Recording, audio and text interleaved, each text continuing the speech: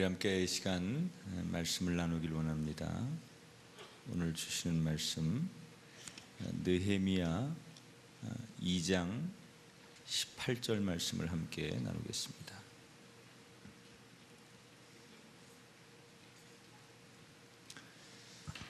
느헤미야 2장 18절 우리 다 같이 한 목소리로 같이 말씀을 큰 소리로 읽겠습니다. 같이 읽습니다. 또 그들에게 하나님의 선한 손이 나를 도우신 일과 왕이 내게 이른 말씀을 전하였더니 그들의 말이 일어나 건축하자 하고 모두 힘을 내어 이 선한 일을 하려 하매. 아멘. 어느 회사가 자신들의 꿈을 선전한 광고를 소개했습니다. 그런데 여기에는 굉장히 좋은 메시지를 담고 있는데 제가 그림을 한번 좀 보여드릴 테니까 여러분 한번 좀 보십시오.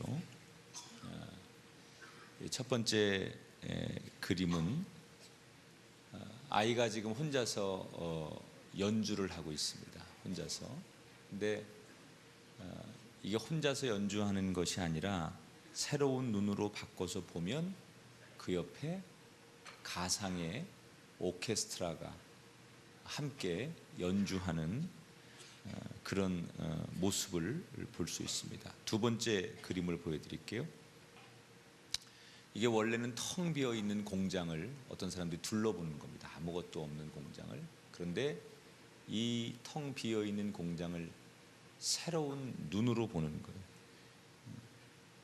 그러면 그 공장 안에 큰 기업으로 발전할 수 있는 무한한 가능성을 이 그림이 보여주고 있습니다.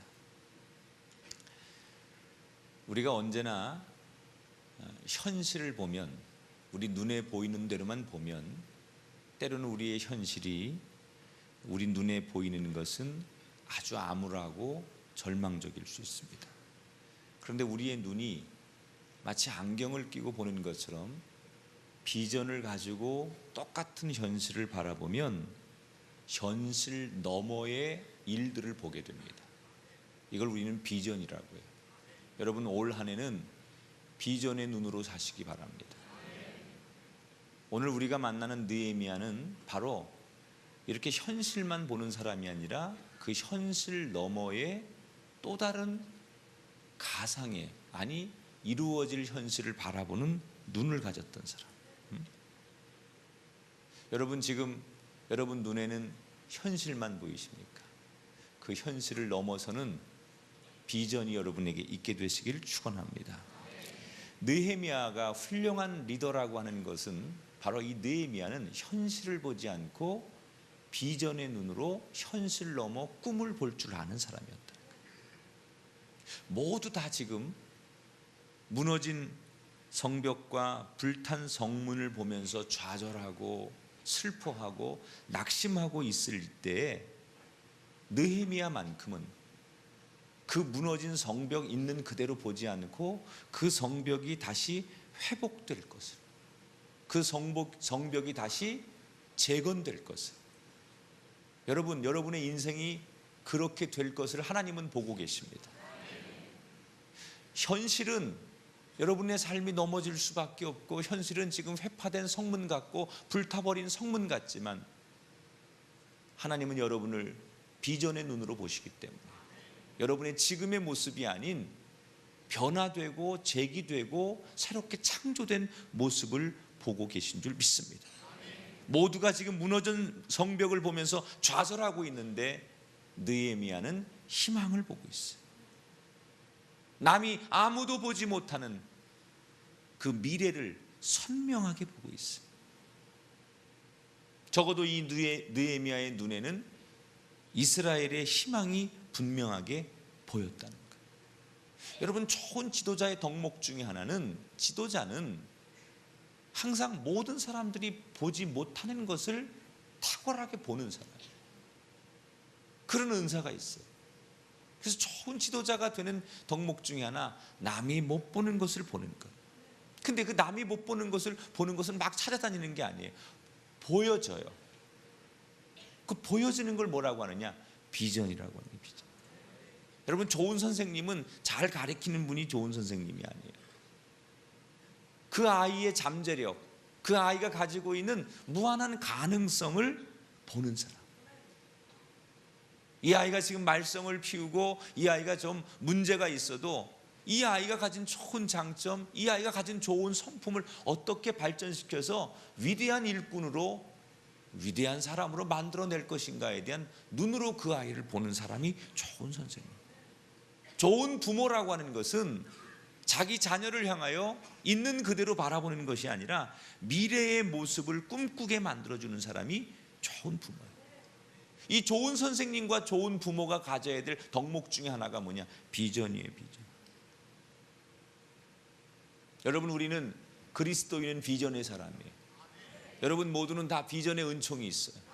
하나님은 우리가 남이 못 보는 것을 보게 하시는 은혜를 이미 허락하셨습니다. 할렐루야. 여러분, 우리가 이미 세상 사람들이 인정하지 않는, 우리는 하나님을 보고 있습니다. 이미 세상 사람들이 바라보려고 하지 않는, 이미 우리는 하늘나라를 미리 보고 누리는 사람인 줄 믿으시기 바랍니다. 오늘 여러분 새로운 눈이 열리는 한 해가 되시기를 주님의 이름으로 축원합니다. 옆 사람에게 인사하십시다. 새로운 눈이 열리시길 바랍니다.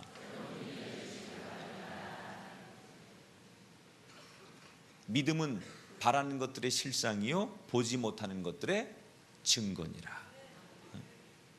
그러니까 이 비전을 갖게 되는 것은 내가 눈을 크게 뜨고 내가 무슨 선명하게 바라보려고 하고 그런 것이 아닙니다. 믿음을 가지면 사람은 누구든지 비전의 사람이 될 수 있어요.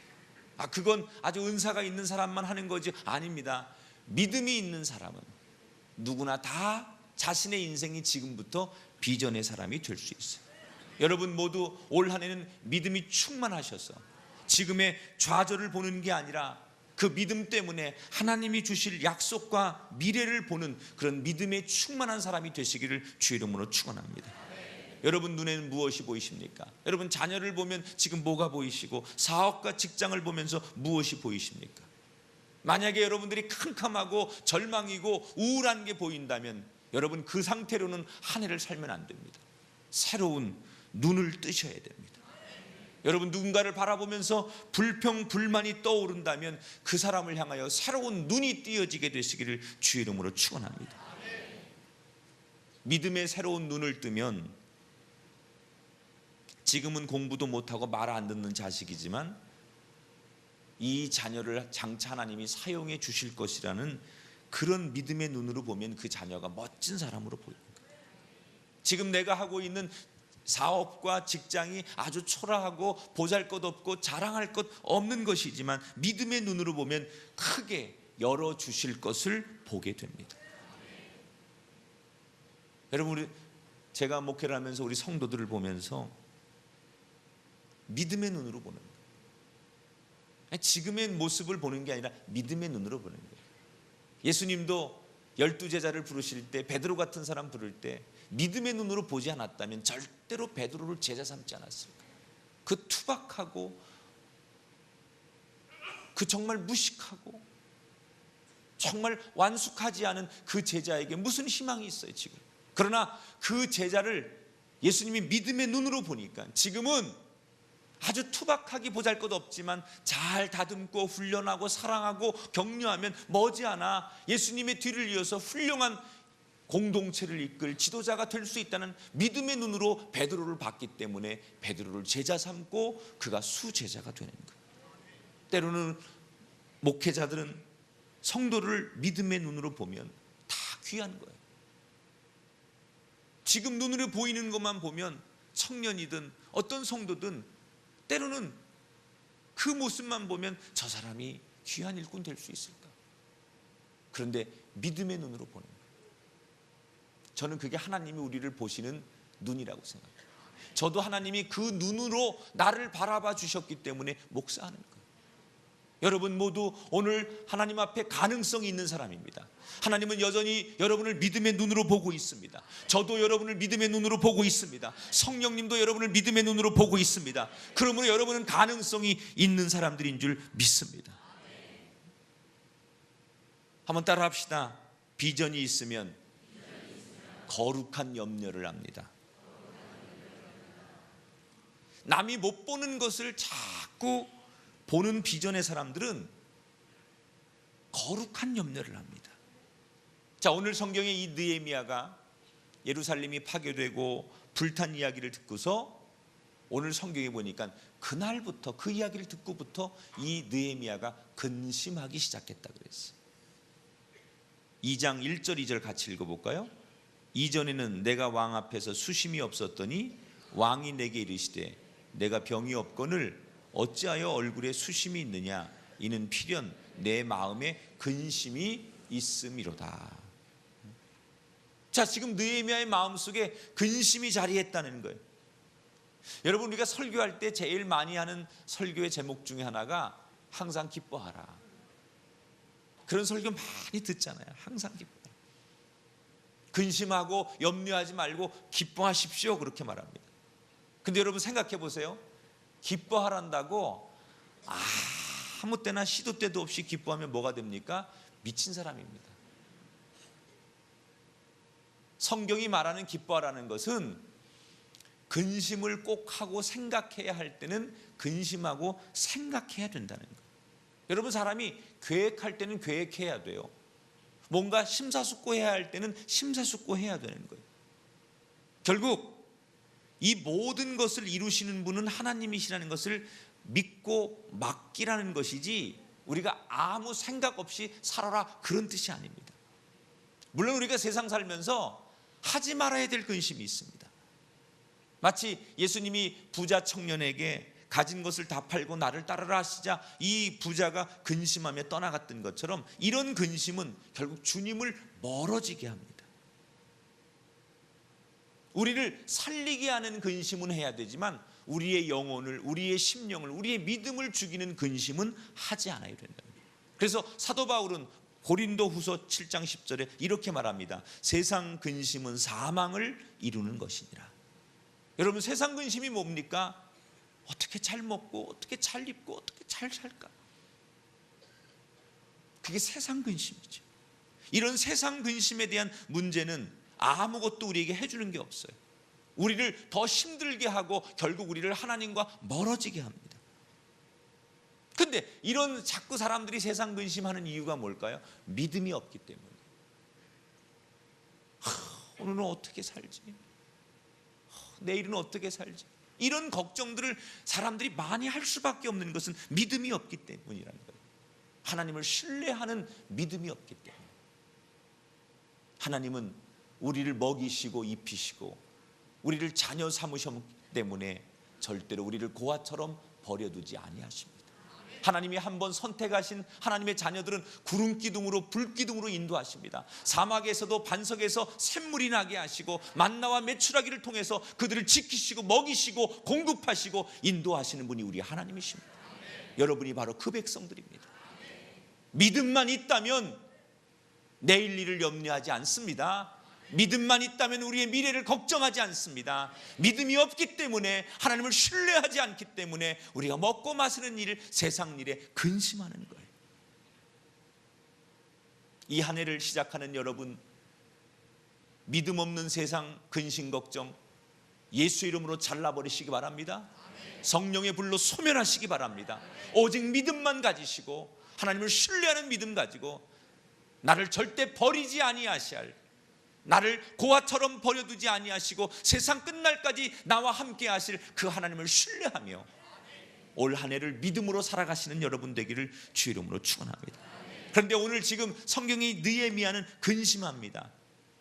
이 근심은 믿음이 없어서 하는 근심 걱정이 아니라, 따라합시다, 거룩한 근심입니다.